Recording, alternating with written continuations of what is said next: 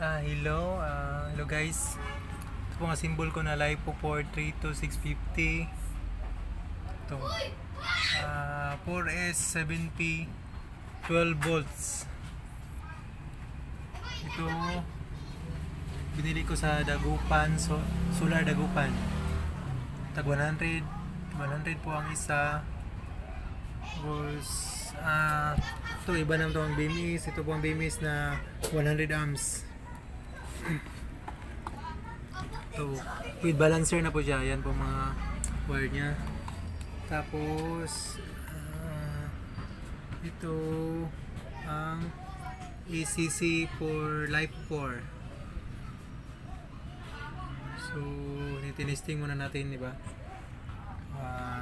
Ito po ang connection nya. Ito negative papunta sa BMS na B. At saka itong P naman ay ito, receive ko to para sa load.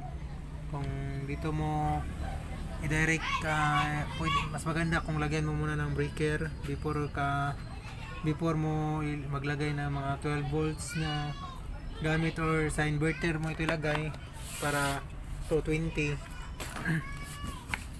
Tapos ito namang C, to charging papunta to sa breaker, then papunta sa ECC.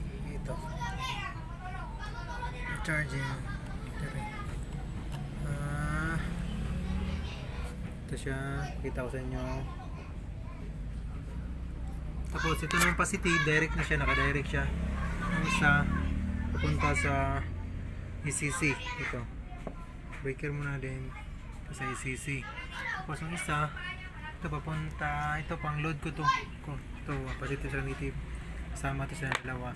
So papunta sa inverter or sa mga load mo direct, pero idaan mo na ninyo sa breaker para sure.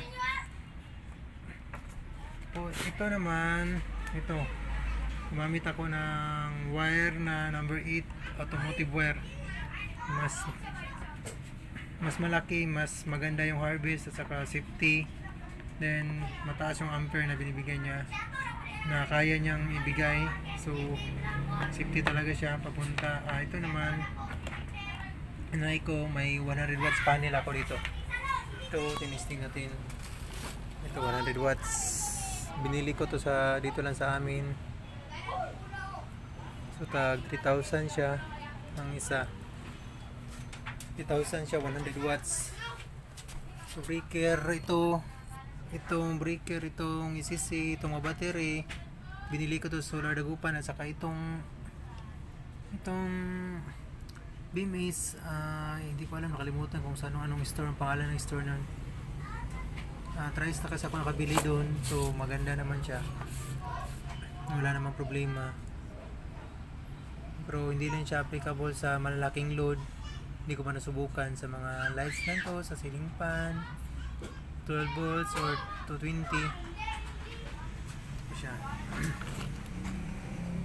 Ito ang reading nya. So 13.2, naka-pull na po siya. Ito po kinunik ko dito sa kabilaan. Ito kasi ang positive line, negative line. So yan lang po ang mga symbol. Kailangan lagyan nyo ng breaker para sure.